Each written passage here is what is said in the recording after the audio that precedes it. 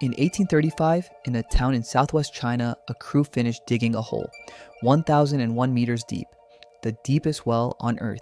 No steel, no engines, no survey equipment, a bamboo pipe, an iron bit, and a man bouncing on a wooden lever day after day for years. At that moment, the deepest wells in the United States reached about 500 meters. This was the largest economy on the planet.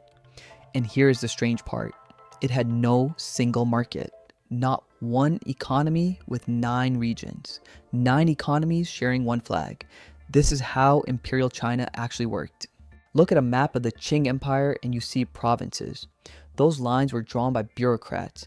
They tell you almost nothing about how the place actually functioned.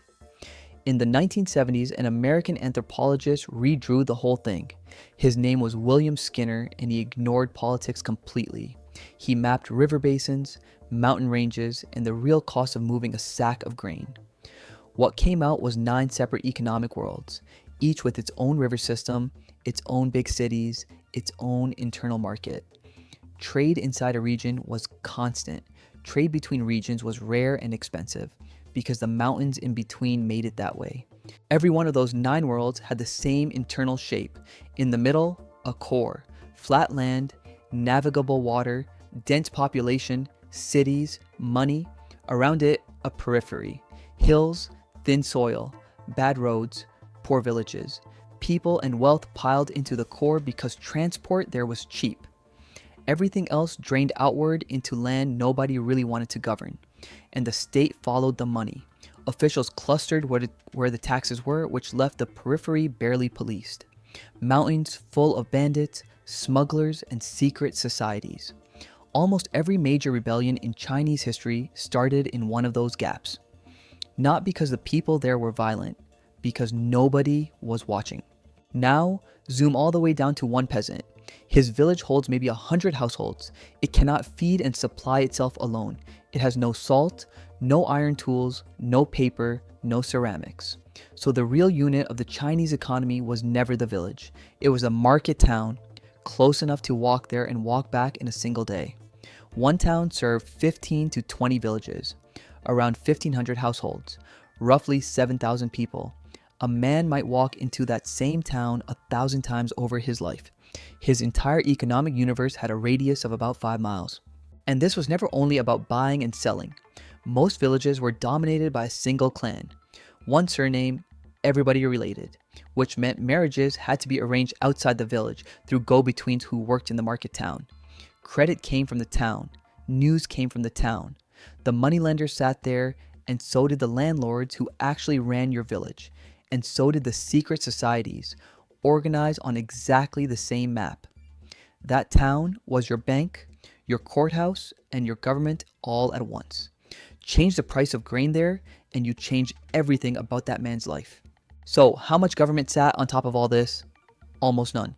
The lowest official of the empire was the county magistrate, one appointed man responsible for a county that could hold hundreds of thousands of people. By the end of the dynasty, up to 300,000. One man. And there's a rule that makes it worse.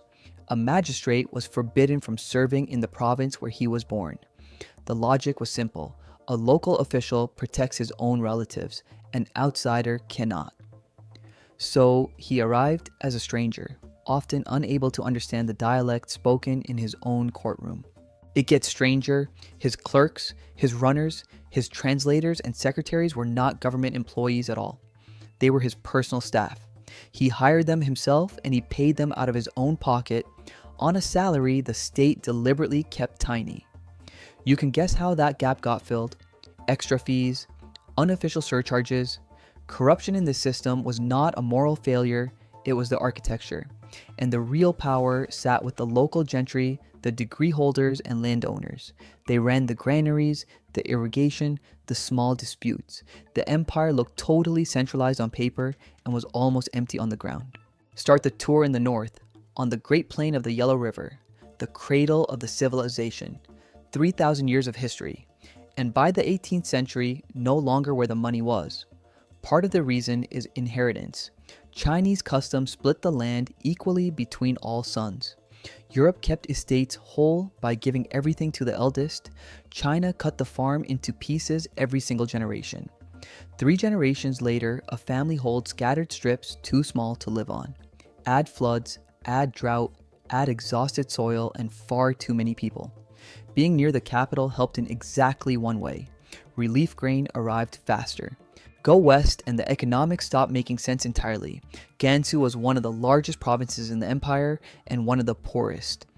Almost no rain. As late as the 1880s, under 3% of its land was under cultivation. 3%. So why hold it at all? Because this was the seam between settled farmers and the open steppe.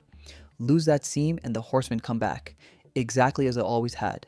So the state shipped in subsidized grain and paid to keep people living there, a province run permanently at a loss, a defense budget wearing civilian clothes.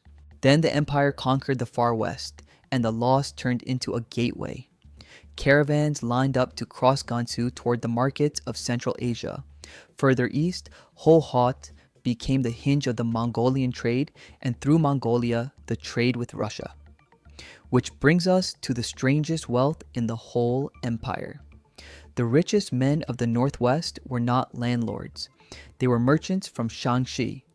Their home province was dry, mountainous, and poor.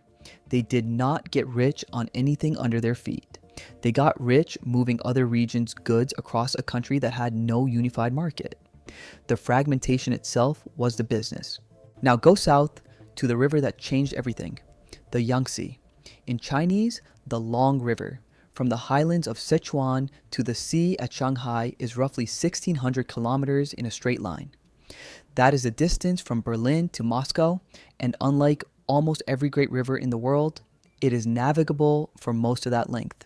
This was not a river, it was a highway. The model splits it into 3 separate economies: upper, middle, and lower. Everything that follows happens along this one line of water. Start at the mouth, the lower Yangtze Delta, called Jiangnan. In the 18th century, this was probably the richest region on Earth, not because of the soil, because of the water.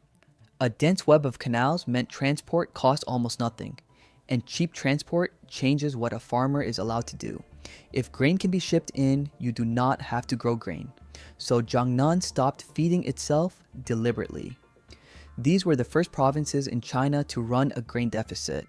They imported food and paid for it with silk, cotton cloth, and medicine. Think about what that requires. Trust in a market you cannot see. In an agrarian empire, that was close to insane. And it worked. Craftsmen here could visit a market town every single day. In most pre-industrial economies, that was unthinkable.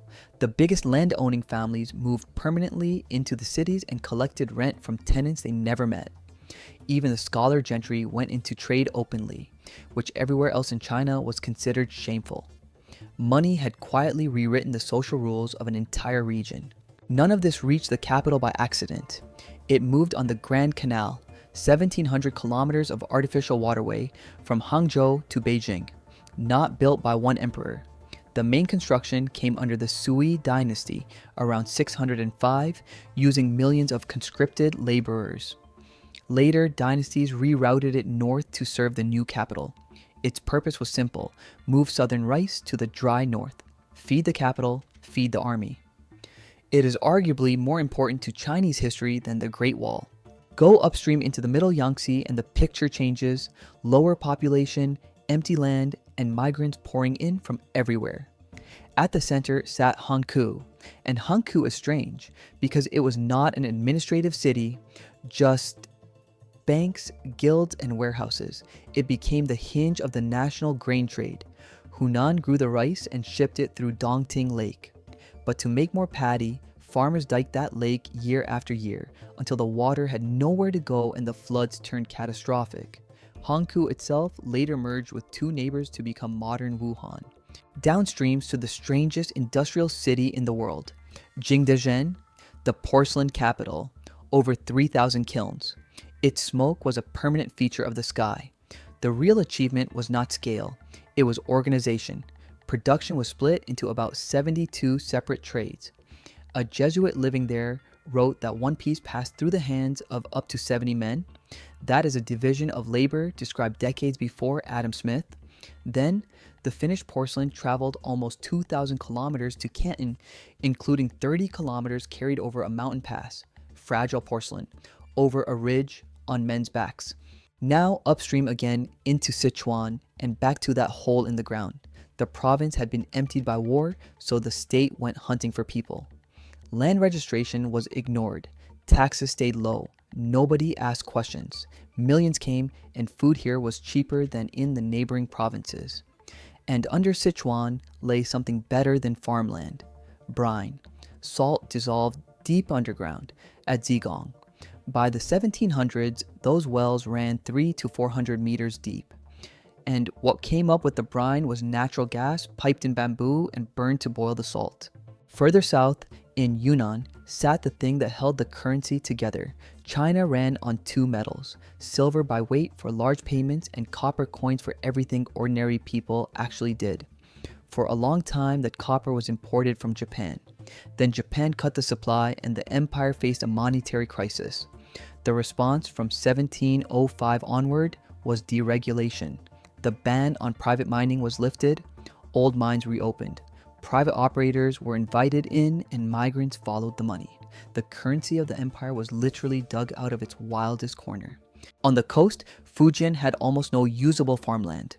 Mountains running straight down to the sea, so it turned outward instead. The port of Amoy connected it to Taiwan and Southeast Asia. This is where the overseas Chinese communities came from. And the great export was tea. By the early 19th century, over 20 million pounds a year to England alone. The return cargo was silver. Spanish galleons carried American silver across the Pacific through Manila. By most estimates, a third or more of all New World silver ended up here. Furthest south sat Guangdong and Guangxi, bound together by one river system. Guangxi was poor and mountainous and sent rice downstream. Guangdong took that rice and freed its own delta for cash crops. Then in 1757, the emperor restricted all European trade to a single port, Guangzhou, Canton, to the Westerners. And here is what most tellings get wrong. That restriction did not shut down southern trade. It applied only to Western merchants. Junks from Luzon, Sulu, and Siam kept sailing exactly as before. So step back and look at the whole machine. 9 economies, each nearly self-sufficient, each able to survive on its own, which means each one could also become a base for a rival power. That is exactly what happened when the Ming collapsed. What held it together was not a national market. It was ideology, administration, and force. The dynasty never treated trade as its business. Order was its business. It worked for 2 centuries until people arrived who ran on a completely different model. The largest economy on earth was never one economy. And that was the whole problem. Thanks for watching. Subscribe and let me know in the comments what you think of the video.